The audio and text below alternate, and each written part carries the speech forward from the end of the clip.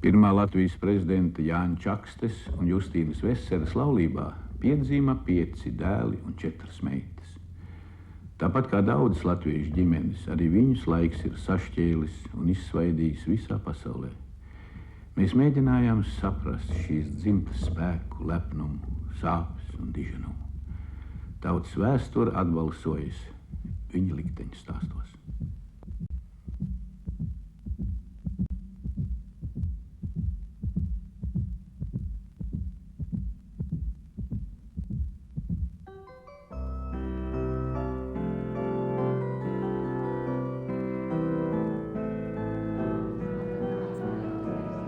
Tajā septembra vakarā prezidents Jānis Čakste atkal bija Rīgas pilī. Pirmo reizi pēc pusgadsimta viņa dzimta ir kopā tik kuplā skaitā. Lai svinētu viņa dzimšanas dienu, lai atcerētos un godinātu, lai sajustu savu kopību.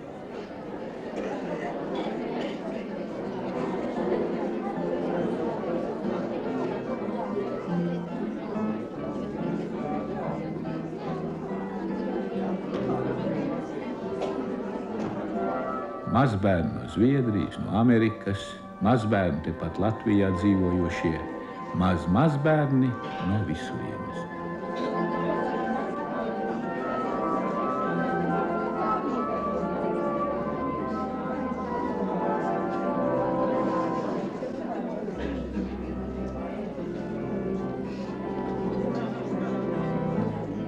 Bet kā šeit pilī bija toreiz, Čakstes laikā, zina tikai Daila Čakste Zemgale, prezidenta jaunākā meita. Nav vairs ne viņas brāļu, ne māsu, ir tikai atmiņas un tuvinieki. Tuvinieki un atmiņas.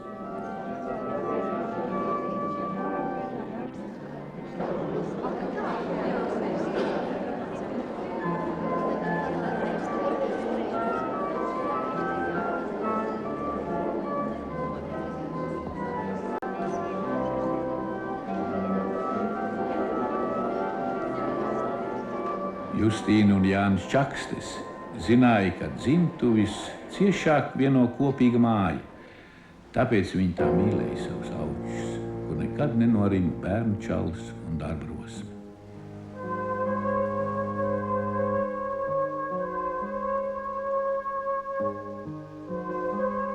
Limuzīnas auģu pagalmā atvedis kādu amerikāņu ārstu ar kundzi Anastasiju un dēliņu Konstantīnu, kas nosaukts savu vectēva prezidenta Čakstes jaunākā dēla vārdā.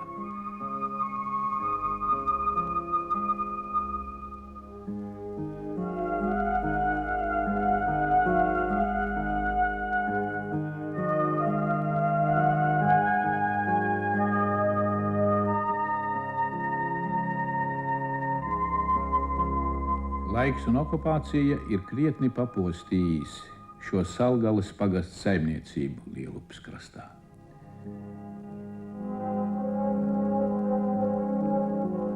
Mazais Konstantīns uzaugs Amerikā, bet gribas ticēt, ka pienāks laiks un viņš pratīs ne tikai runāt, bet arī domāt latviski. Un varbūt tieši viņam dzimt kādreiz uzticēs saimniekot aučos.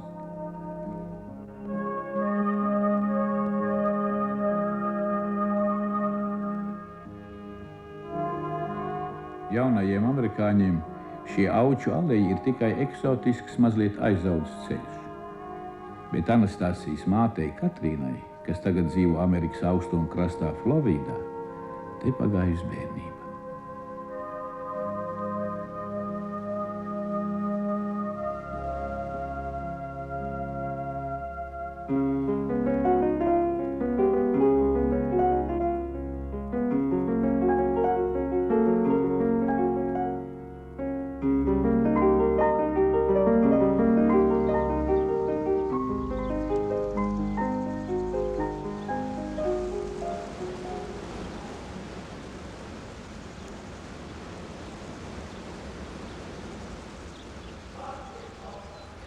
Tāpat kā citi prezidenta mazbērni, arī Katrīna visspilgtāk atceras Jāņus aučos.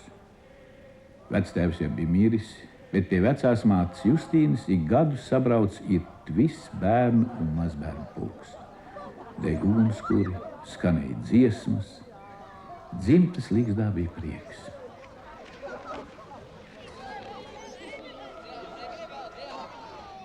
'44. gada vasarā dzimta pēdējo reizi nosvinēja Jāņus Latvijā. Sirmā Justīna Čakste līdz vēlam vakaram gaidīja dēlus Mintautu un Konstantīnu. Viņi neatbrauca. Ģimene zināja, ka brāļi arestēti, bet negribēja māti sāpināt. Māte to nojauta. Tomēr gaidīja.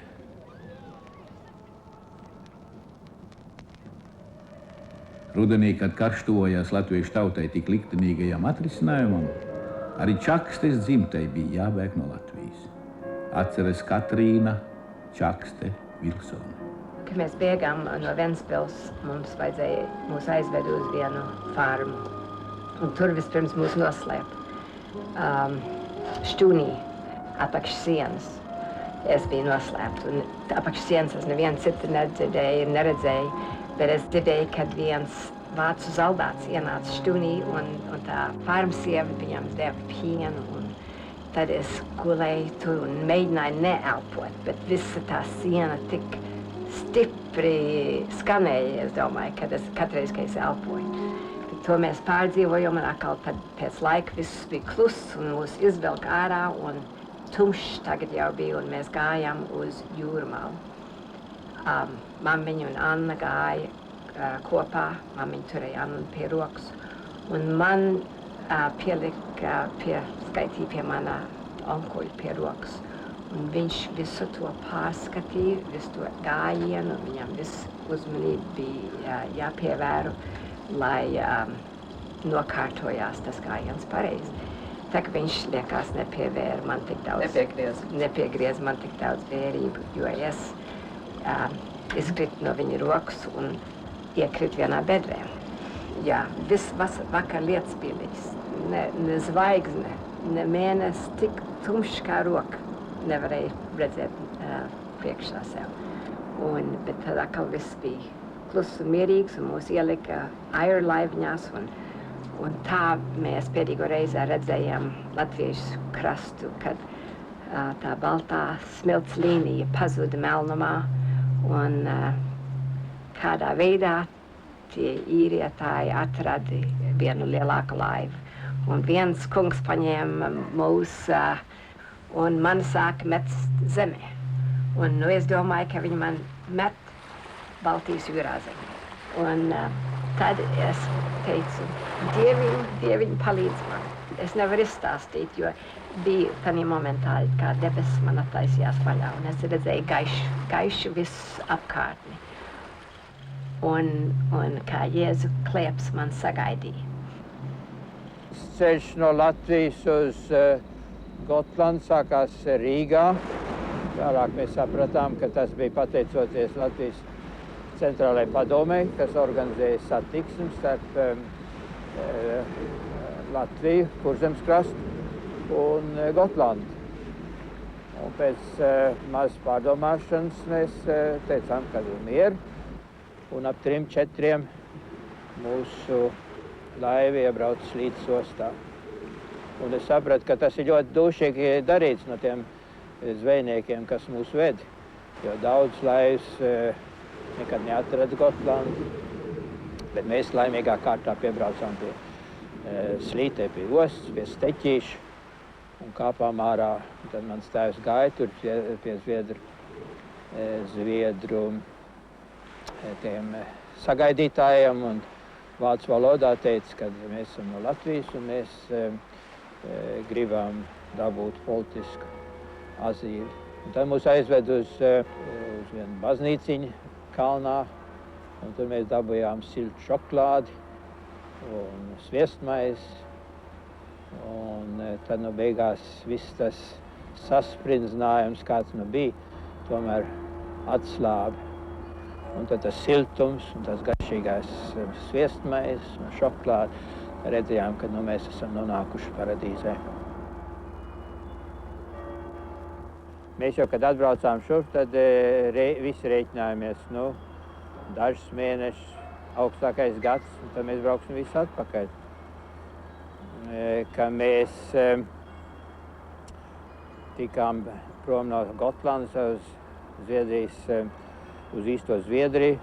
Tā mūs vispirms izvietoja par bēgļu nometnēm, un tad vai nu dabūja darbu, tad arī līdz ar to dabūja atļauju aiziet no tām bēgļu nometnēm, jeb kā man bija nodoms tūlītās studēt, bet tas tik vienkāršā nebija. Tad bija jāprasa no karāļa speciāli atļauju, lai varētu ierakstīties universitātē. Beigās tās formalitātes varēja nokārtot, un tā es sāku studēt savas universitātē. Un tā doma jau bija skaidrs, ka bez augstākās izglītības nekāda nākotne nav. Pēc augstskolas beigšanas Zviedrijā Jānis senatoru Mintauta Čakstes dēls strādāja par matemātikas skolotāju. Vēlāk līdz pat aiziešanai pensijā par šīs ģimnāzijas direktoru. Stāsta, ka viņi ieviesto kārtību ciena vēl šodien. Un dažas darbinieces, kad nevienas neredz, pat kniksējot Jāņa Čakstes portrejai.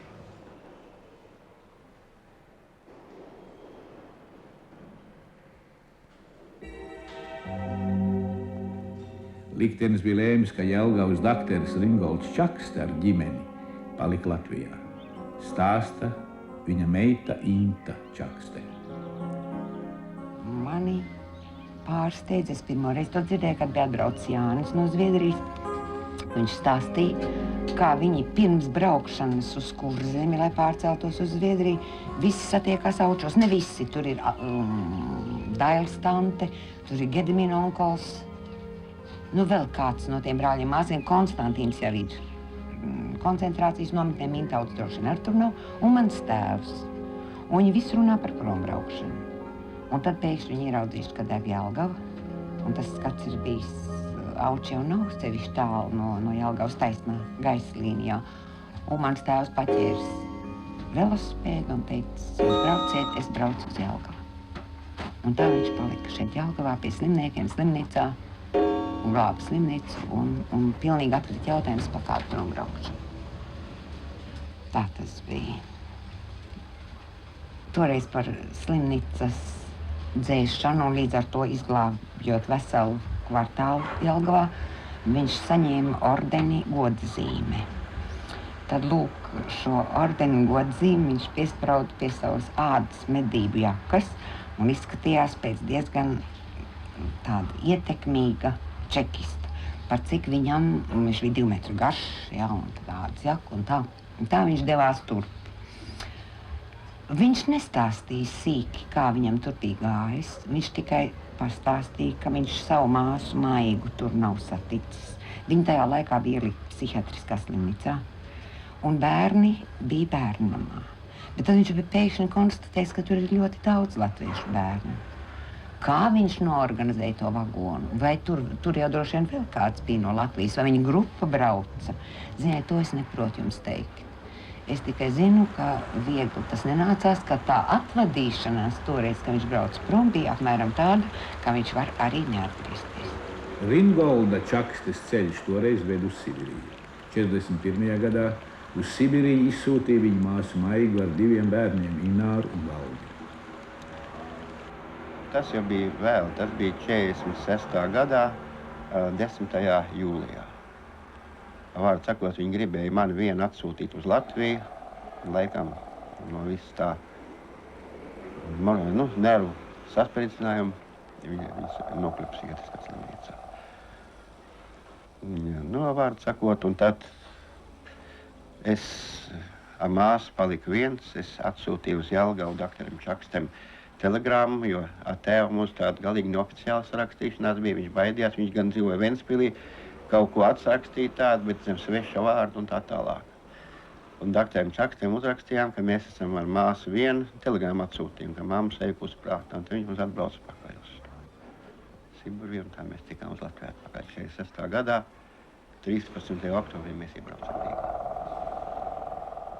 Es savu mammu atceros, ka ļoti asprātīgu, enerģisku un gudru sievieti. Viņa beigās bija konservatorija. Viņa atgriezās no Sibirijas, viņa pirmkārt bija tāda Nu viss, man liekas, kas atgriežas no tām vietām, jūtās tā kā apspiesti, nospiesti un nedroši. Tā apmēram. Tad dakteris Čakste teica, ka viņai pēc viņas slimošanas ir vajadzīgs strādāt, lai viņi nebūtu mājās savām domām. Un praktiski viņi to arī pildīja. Viņi strādāja gandrīz līdz savai, kamēr viņi palika uz gultas nekustīgi.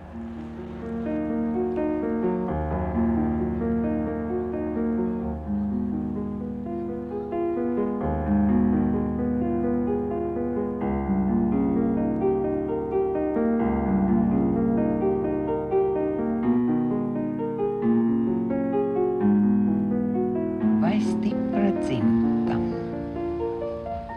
Es domāju, ka tā ir dzimta, kura ir devusi diezgan daudz savdabīgas personības. Pirmā pakāpē viņi ļoti daudz nesa gan tēva, gan mātes tās, es teikšu, labākās īpašības. Viņi bija ļoti aktīvi cilvēki, ļoti sabiedriski.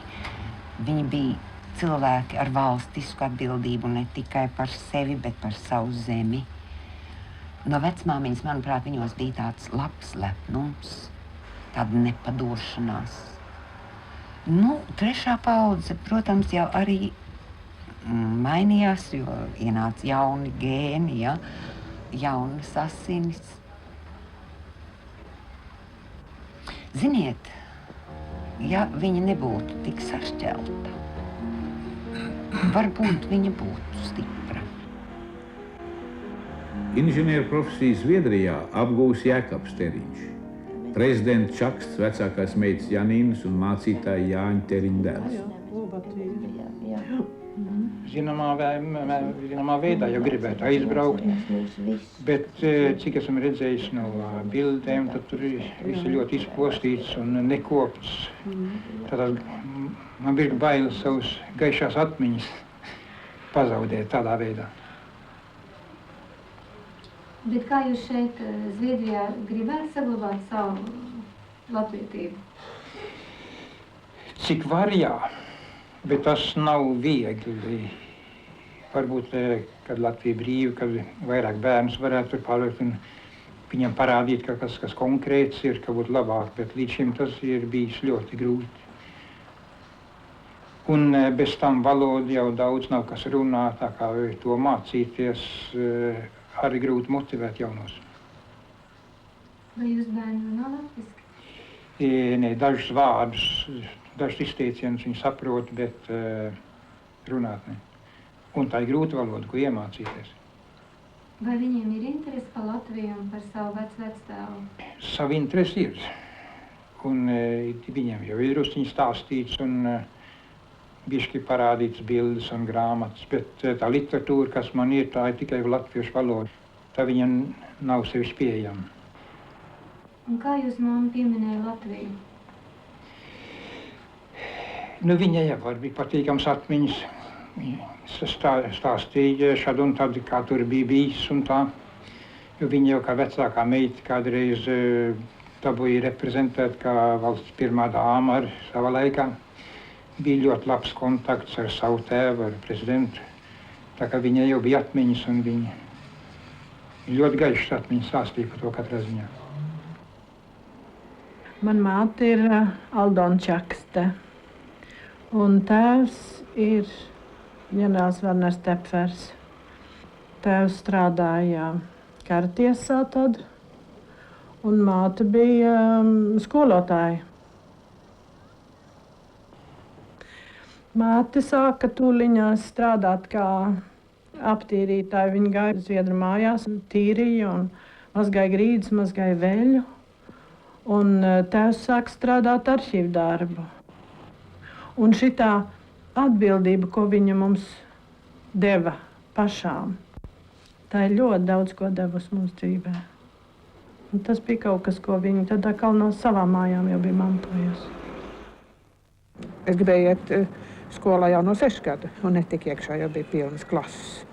Un tad viņa man pati rīkoja skolu, viņa bija skolotāja. spēlēja mājās skolu un visu mācīja, kā nākas. Un tad starpbrīžus pat izlikās, ka zvanu un skraidīja tur apkārt. To es atceros. Vienmēr es viņai varēju iet stāstīt virtuvēs pie viņas un viņai stāstīt savus pārdomas. Pārdomas kādas varēja būt tādām skuķēnām, bet tomēr, kas ir jauns un tā. Notikās jau vispār vienkārši bija jauns un dubs, ko gan visu neizdāt. Es toreiz biju apprecējusies ar Leonu Reiteru. Viņam Zviedrijā nebija patstāvīga darba, bija tādi atsevišķi tā kā vieskoncerti filharmonijā tur. No tā nevarēja dzīvot, un tad pie viņa griezās no padomus rūpniecības. Latviešu cilvēks un teica, ka tā atgriežās, kad Rīgā ir otrā diriģenta vieta brīva. Pirmo reizi es viņam pateicu, ka viņš viņam neko neapsolīja. Tā, nobiežies, bet vēlāk viņš sāk runāt, un tas jauns un iemīlējies brauc visur, kur līdzi. Māsa jau neko nebija mums teikusi par to. Mums jau nebija mazākā jēga par to. Un dienu pēc tam, kad viņa aizbrauca, tad pienāca no viņas vēstule, un Zviedru avīzēs mēs izlasījām. Jā, bet mamma un papiņa dabūja to caur radio, zināt. Pārtrauc raidījumu un teica, kad Leons Reiters ar savu jauno sievi ir aizgājuši atpakaļ. Un tad bija taisna rīt vingrošana, un to mammiņa katru reizi taisīja. Un viņai palika rokas gaisā, kā viņa dzirdēja to. Tas bija briesmīgs pārdzīvojums, jā. Un tad papiņa, kas jau tas strādāja, vai ne, štābā, viņa tad iesauc uz pratināšanu. Cik var paļauties uz to, kad. Bet tas bija tikai to vienu reizi, un tad viņi saprata, ka tas ir. Ja viņam faktiski viņam tikai pateica, mums ir jūs jāiesauc vai ne, bet mēs uz jums pilnīgi paļaujamies, un nekas tāds jau nebija mums viņam darbā. Kā jūs ietāties Norvēģijā? Ļoti labi. Tādēļ, kad Norvēģija tāda, kā es viņu sagrāju, kad es iepazinos ar savu vietas no Vācijas, kur mēs studējām abi divi, tad es rakstīju uz mājām katreiz raportus, kā man iet un ko es sajos. Un tad tur bija ļoti daudz Norvēģi. Un tad es rakstīju, Norvēģija tāda dabas bērna. Vienreiz nedēļā tikai norazējās, un tad, kad viņi gāja sestdienās uzdzērt savādāk par nedēļu, kad universitātē, tad viņi gāja visām bādām un visu. Un tādi viņi ir. Viņi ļoti dabīgi un ļoti sirsnīgi. Viņi pavisam savādāk kā Zviedri. Un tādēļ es saku, ka es ļoti labi tur jūtos.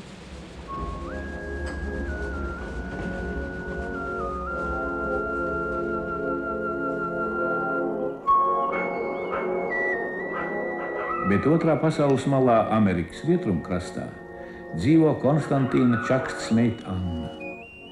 Netālu no San Diego, Vistā. Spāņu valodā tas nozīmē skaists skats.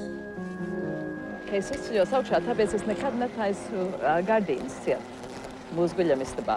Jo mēs ceļamies augšā, kad saule aust. Jo tas skats ir tik smuks. Man vienmēr patikusi Japāņu māksla. Un taisnība šorīt neizstāsta, kā Japāņu glezna tur. Tā kā mēs katru rīt nopriecājamies. Kalifornija un Latvija. Kad es esmu Latvijā, kādu laiku bijusi, es gribu būt Kalifornijā, kad es esmu Kalifornijā, tad es katru rītu uzceļos augšā un tā domāju, ko tagad visi dara Latvijā. Kad es biju mazmeitene, es atceros, kā Latvijas jūrmala smaržoja un kā tas vējš tāds mīksts jutās.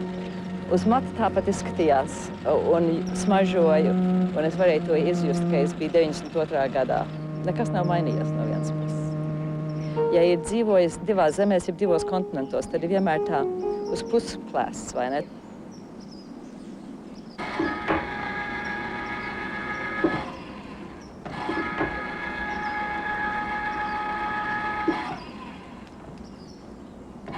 Man tik žēl, ka visi man redz dzīvot tik tālu viens no otru prom. Man jābrauc ir pusotru dienu uz Latviju un gandrīz 2 dienas uz Guam, kur Martīna dzīvo ar meitu Gaismi. Viņi tur dzīvo tādā šausmīgā salā, kur ir orkāni, jeb zemestrīces. Viņa nu pat bija šeit pie mums, jo viņai tur bija zemestrīce. Viņai jāiepērkās vēl trakāk, ka brauc uz Latviju. Pārējie bērni mani Kalifornijā, to man ir prieks. Un man auģmeita dzīvo šeit. Tā kā man tie bērni un Aneta, vai ne, ir tepat blakus. Netālu no Annas dzīvo ar viņas māti Anastasiju, ievērojamā latviešu juristu un politiskā darbinieka Konstantīna Čakstes atraitni. Mūsu atvesto video ierakstu par piemiņas plāksnes atklāšanu pie nama, kur viņi dzīvojuši, vecā kundze skatījās ikdienas vairāk kārt. Konstantīns Čakste iznāca uz politiskās skatuves tajā brīdī, kad pār Latviju bija pletusies Hitlera okupācijas nakts, un no austrumiem nāca virsū... Tur Antonijas ielā atradās Latvijas centrālā padome, Nacionālās pretestības kustības centrs. Priekšsēdētāju Konstantīnu Čaksti arestēja un ieslodzīja Štuthofas koncentrācijas nometnē. No tās viņš neatgriezās. Svētdienās manam tēvam, mana mamma vienmēr pasūtīja 2 saldos ēdienus, jo viņam šausmīgi garšoja saldais ēdiens. Tā kā tas laikam manā ģimenē iedzimis. Mums visiem ir ļoti liels kārais zops. Un ja es kādreiz viņam braucu no Jūrmalas līdz uz Rīgu, tad mēs pusdienas ēdām mājā. Un te viņš bija nopircis vienu pudeli pienu ceļā mājā un 2 tāfeles šokolādes. Tās bija tās labākās pusdienas. Un es nekad nezināju, vai es to drīkst mammai stāstīt, ja ne. Viņš bija agri no rīta cilvēks. Viņš nāca mūsu istabā švilpodams un dziedādams un teica, meitene zeltenes ceļaties. Viņam bija dziesma, man liekas, katrai dienai. Un tad tās dāvanas, ko viņš manai mammai deva. Vienreiz uz dzimšanas dienu, viņai dzimšanas diena ir februārī, ziemā Latvijā. Bet vienreiz viņš baltu ceriņu koku, kas bija grozā, uzdāvināja viņai. Tad Rīgas dzīvoklī mums bija februārī viens balts ceriņu koks. Mamsīt, ko tu domāji, kad tu redzēji to laivu, kad mēs aizbraucam uz to mazo pilsētiņu pie Göteborgas? Jā. Jā. Kad daži cilvēki esot to laivu redzējuši un teikuši, jā. Mēs tādā nekāpam iekšā. Jā, pilnīgi pareizi. Tas bija tā, kā Jēzus pārgāja sausām kājām pāri jūrai. Tas bija tiešām tā. Un es domāju, ja liktenis būs lēmis, mūs tur palikties, tad paliksimies. Un ja mūs būs laime pārtikt pāri, tad mēs tiksim pāri. Tā arī bija.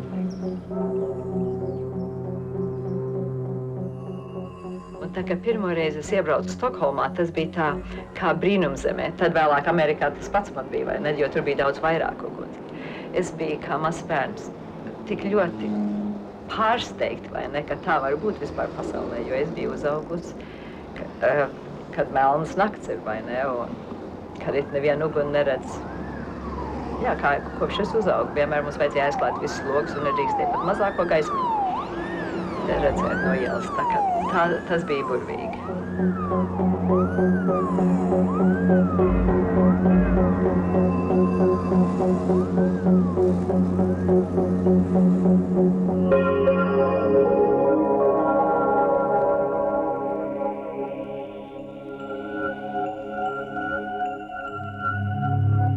Tas bija vecgadu vakars,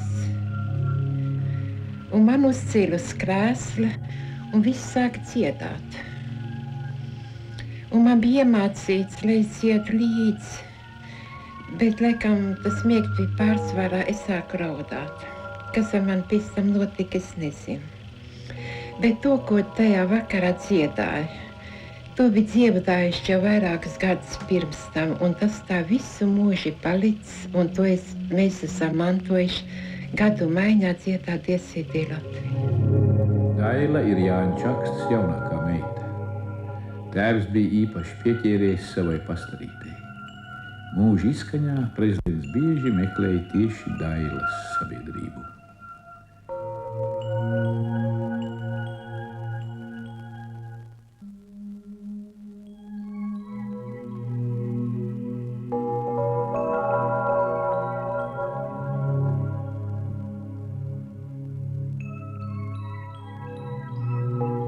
Pēc kara Daila kopā ar māti Justīni, brāļiem un māsām palika Zviedrijā. Tur aizritējusi jau pusi mūža. Dailu Čaksti bija apprecējis otrā Latvijas prezidenta Gustava Zemgala dēls Pauls, kurš tagad jau miris Zviedrijā. Viņu laulībā piedzima 4 bērni. Kāzas notika Aučos. Varbūt tāpēc tik ļoti skums sirds par Auču likteni.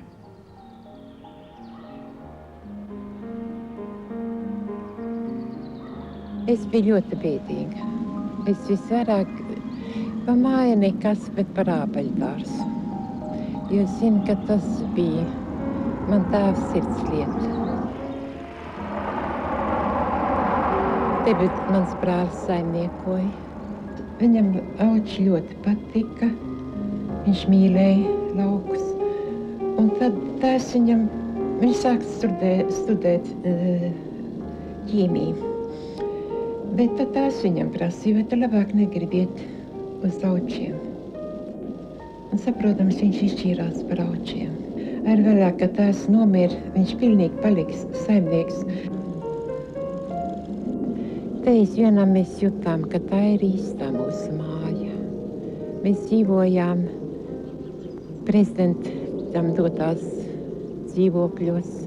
Tur nekas mums nepiederēja, bet šeit bija mūsu māja.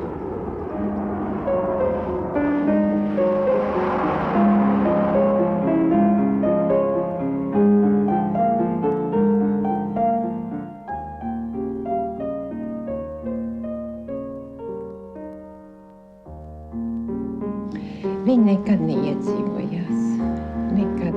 Viņa jutās sveša, viņa vairs nebija tik stipra, bet vien viņa nekur negāja, zviedru valodu jau viņa nemācījās. Un viņa nomira kā Latvijas pavalsniece. Viņa it kā tā sveitīgam uzlika vēl katram tiem bērniem, kas tā pienāca klāt roku. Un vienkārši aizmiga. Viņa aizvien prasīja, kur mājās. Ka brauksim mājās. To viņa prasīja, viņi mājās, bet ne tajās mājās, pēc kurām viņi ilgojās.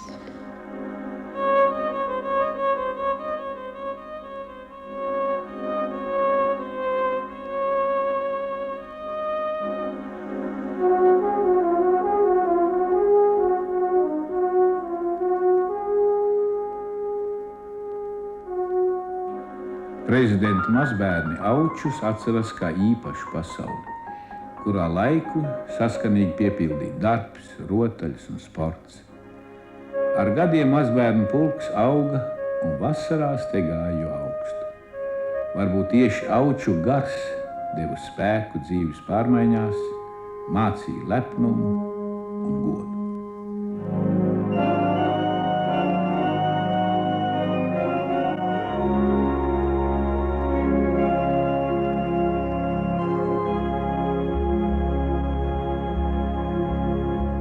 Dzimtas leģendu par Jāņa Čakstes un Justīnas Veseles iepazīšanos stāsta prezidenta pirmā mazmeita, senatora Mintauta Čakstes meita Aija. Viņa iepazinās Rīgas Jūrmalā pie Stērstiem, un tad vecmāmiņa aizgāja mājā, aizgāja pie savu tēva un teica, papiņa, es šodien satiku labāko cilvēku pasaulē.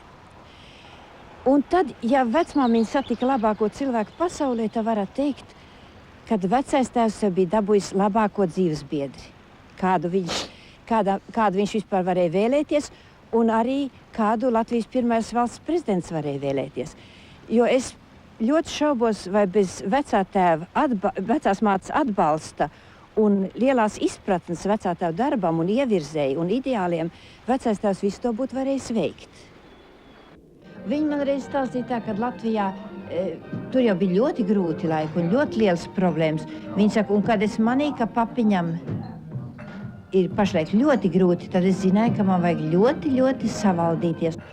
Un es jau, piemēram, ja man kādreiz kāds skolotājs saslim, toreiz jau tas bieži notika, tie bija labi veselīgi. Es tūliņ pēcpusdienā gāju pie vecmāmiņas, un mēs runājamies. Es tagad Rīgā satiku Merovicu, un mēs runājam taisni pa tiem laikiem. Un tas ļoti liecina, kā man toreiz bija jāsaka. Es aizgāju pie vecmāmiņas pēcpusdienā, un tad tur pie tejas galda sēdēja Merovics kundze un vecmāmiņa. Abi sēž, un tad vienmēr tas pats rituāls. Vecmāmiņa teica tā, Merovics kundze ir atnākusi te runāt par bērnu audzināšanu.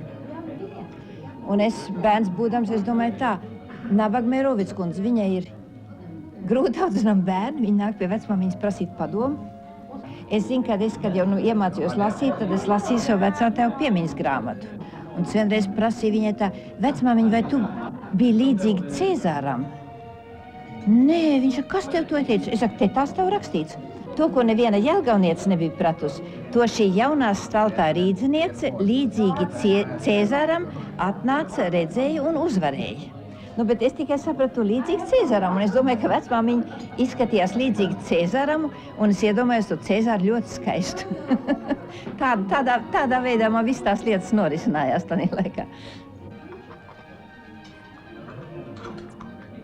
Mūsu ģimene tāda, kā saka, tāda ļoti sabiedriska, tas vienam īstam čakstam nesēž. Faktiski to nevar teikt. Tāpat jau arī vecam tēvam visi viņa pienākumi, kas viņam bija un tā, bet cik ļoti viņš bija ģimenes cilvēks. Un turēt, cik ļoti viņš bija vecais tēvs. Vai ne? Es jau nezinu, vai kāds vecais tēvs tik ārkārtīgi iesaistījās savā vecā tēva lomā, kā viņš, kad es piedzimu. Piemēram, cik stingri vecais tēvs negribēja, lai mēs viņu vārdu izmantojam. Toreiz Latvijā 18. novembrī karaspēka parāds notika tanī, ko toreiz sauc par esplanādu, vai ne? Tas bija tāds vienkārši tukšs laukums. Un maniem vecākiem jau sūtīja vienmēr kartes uz to parādi. Un kamēr mans tēvs vēl bija apgabaltiesas loceklis, tad tās kartes bija otrā sektorā. Un tā man vecāki jau uz tām parādēm negaida, tad iedeva mums ar brāli, un tad mēs gājām un skatījāmies visu to, kas tur nu notika, vai ne? Mums tas bija ļoti interesanti.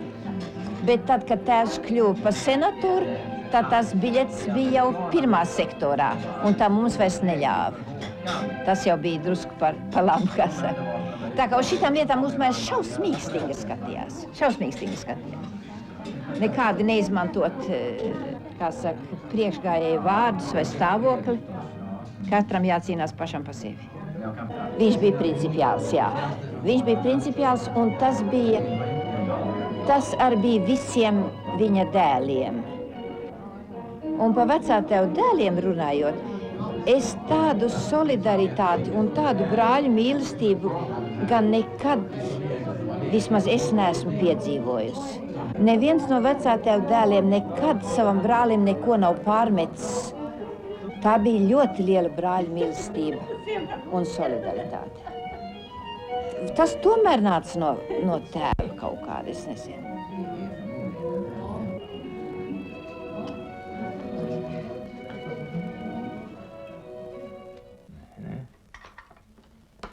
Nu, bet izskaitīsim, tu mākīs latviski izskaidrot. Nu, cik šitais ir? 1, 2, 3.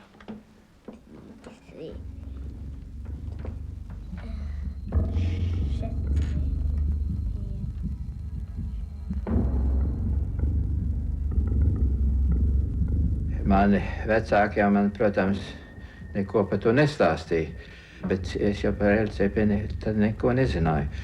Tas ļoti labi atceros, tas bija vienā rītā, kad ienāca policija un apcietināja man tēvu. Un kaut kādā veidā, vai nu viņš tik ļoti sevi varēja apvaldīt, ja viņš to bija gaidījis, katrā ziņā viņš ļoti mierīgi to ņēma. Un mēs no ķēķa loga redzējām, kā viņi aizved pa pagalmu prom. Un, protams, viena otra asara noritēja par to. Īsti es jau nesapratu, kas tā par lietu, man māte droši vien to zināja, bet tā viņš arī aizgāja. Un tādā pašā brīdī Jūrmalā arī apcietināja man krustēvu Konstantīnu Čaksti. Bet tad viņus vēlāk aizved uz centrālu cietumu. Un tur, pateicoties latviešu sargiem, tad brāļi varēja satikties. Un tā Konstantīns visu to vaini uzņēmās uz sevi.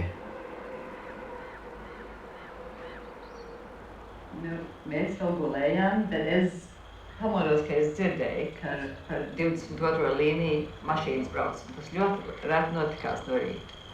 Un milzīgā steigā, vai ne? Un te es dzirdēju, ka durvis ir tās ciet, autodurvis ir tās ciet. Te es dzirdēju to zābaks ar naglām. Viņš gāja garām mūsu durvīm un ar SS soldātu viens katrā pusē.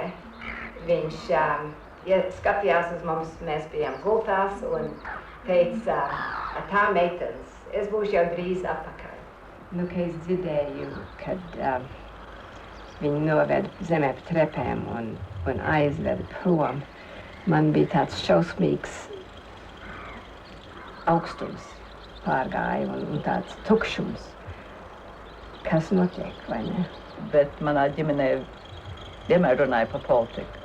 Tā kā tas man nekas nebija, bet es nekad nezināju, ka kaut kas bīstams varētu būt. Pat mans vectēvs, kas deva naudu, lai palīdzētu to avīzi publicēt, un kad naudu vajadzēja, lai tās laivas vest cilvēks uz Zviedriju, viņš pat nezināja. Viņš vēlāk, kad viņš dabūja zināt, viņš teica, vai, ja es būtu zinājis priekš kā Tuntāns, to naudu no manis vienmēr gribēja, es nekad viņam nebūtu devis. Un viņš nekad neteica manam papiņam, nē. Tā kā, nē, viņa slēpa to no mums. Kā es stāstīju agrāk, ļoti omulīga, ļoti laipna, ļoti vienmēr pieklājīga, sirsnīga.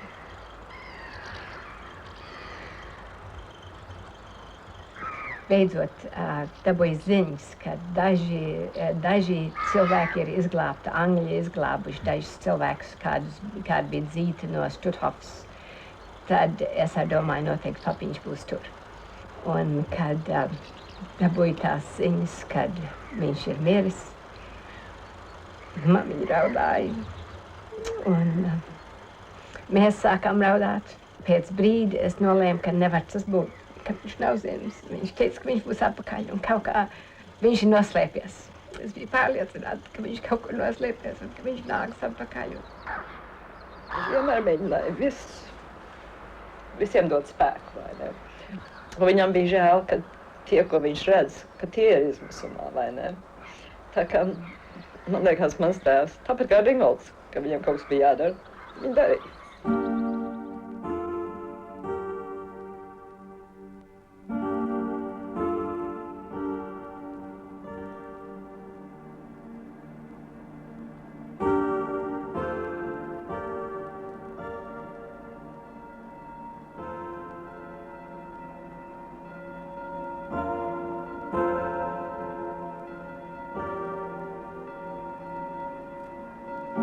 Bija diena, kad man piezvanīja man tēva sieva un lūdza mani pateikt tēvam, ka Zviedrijā ir miris Mintauts.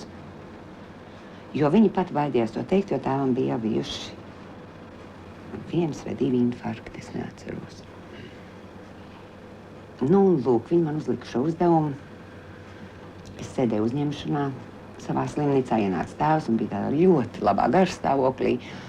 Un viņam ļoti patika dziedāšana. Viņš pats arī dziedāja, bet viņš dziedāja tā vai tartu šurp vai partu turp, bet viņš dziedāja. Viņš saka, zini, uzdzied man to jauno dziesmu pa jūrnieku, uzdzied man to dziesmu. Es saku, bet es pat nevaru paklaut, tā slimnieku ārā gaida, tak to nevaru. Es domāju, man ir jāsaka, tagad man ir jāsaka, un es nevaru pateikt. Un es jūtu, ka es vienkārši esmu gļēva, un es nevaru pateikt viņam. Nu, mēs izrunājamies, izsmējamies, un viņš iet ārā, un durīs viņš pagriežās un saka, jā, Mintauts ir miris. Un aiziet prom, tā kā viņš to jau zināja. Ziniet, šo īpašību no savu tēva es kopš agras jaunības sevī mēģināju ieaudzināt. Un arī savā darbā uz to es pastāvēju, ka no manas sejas nevar nolasīt, kas ir bijis mājās, kas ir manā personīgā dzīvē, ka tas ir jāpatur sevi iekšā. Un tāpēc ļoti daudz es uzskatu par manu tēvu, ne mēs zinājām piederīgie, ne arī apkārt.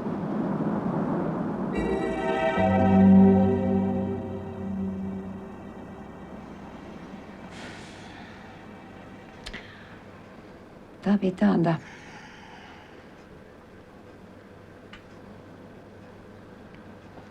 ļoti melna diena. Viņš aizbrauc priecīgs makšķerēt un zvejot ar saviem kolēģiem. Un svētdienas rītā atbrauc šie kolēģi un atnāca pie manis. Un pastāstīja, ka viņš ezera krastā kā apsēdies, tā ir tur palicis. Un aicināja mani pie viņa sievas un bērniem to pateikt. Padomju vara negribēja ļaut Ringoldu Čaksti abedīt dzimtas kapvietā. Intai Čakstei bija jāiziet cauri pazemojumiem un draudiem. Un tad es saņēmu to atļauju, un tā sākās bēres. Uz kapsētu aizbrauca manas māsiņas un izveidoja skaistu celiņu.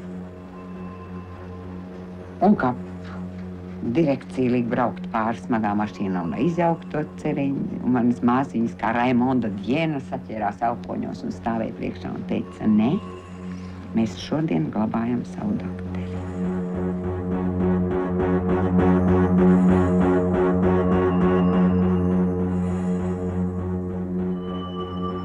Mūs ar vīru aizturēja katru gadu. Bija arī diezgan dramatiski brīži. Ļoti daudz cilvēku nāca un lika svecītes un ziedus. Un tad pēkšņi paziņoja skaļi, kad kapus slēdz. Un tad mēs redzējām, cik ir to, kas izseko cilvēkus. Un vienos svētkos mirušo piemiņas dienā viņu bija 48. Un viņi pienāca pie mums un teica, tagad ejiet prom, kapis slēdz. Es teicu, ne, bet jūs redzēt, cik daudz mūsu draugu šeit vēl ir. Tie taču visi man tēva un vectēva draugu un paziņas. Un kad viņi aizies, mēs gribam sakopt to kapu vietu. Un tad viens pēkšņi grūda. Mana bija slidenas diena. Es kritu atmuguriski pa tām trepēm. Un mans brālis un mans vīrs abi stāvēja tā rokas pacēluši. Jo mums bija skaidrs, ka viņi gribēja tikai, lai kāds pagrūst viņus pretīm. Un tad mēs dabūtu attiecīgu sodu.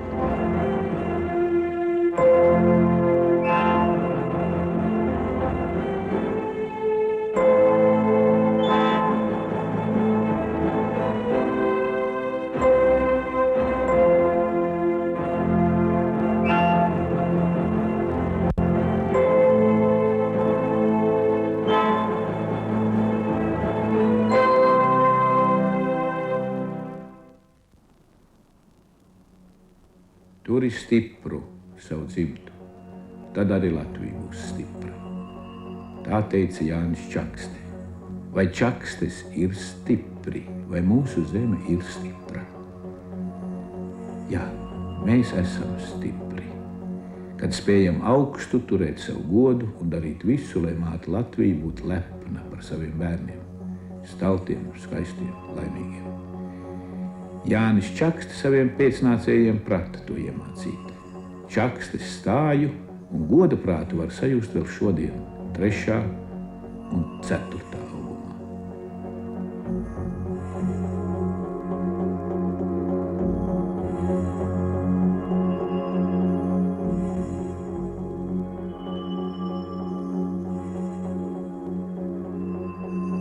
Bija septembra vakars. Rīgas pilī satikās 2 prezidenti – Jānis Čakste un Guntis Ulmans. Un atcerēsimies Jāņa Čaksts dzīves devīzi. Tā zeme, uz kuras tu stāvi, ir svēta. Un tad mēs atceramies, kad arī tais gados, kad mums šis svētums tika liekts, mēs gājām uz kapiem un sapratām, ka tā tik tiešām ir svēta. Un mēs atkal esam nākuši kopā, lai varbūt ne tikai kavētos atmiņās, bet lai arī veidot un stiprināt visu tālāk. Es varu tikai pievienoties tam agrāk teiktajam, ka tas bija cilvēks ar ārkārtīgi gaišu prātu, ka tas bija cilvēks, kurš ir atstājis dziļas pēdas Latvijas vēsturē, ka tas ir cilvēks, kā ir teikusi Aspāzija, ir apmetis saules loku ap savu zemi Latviju.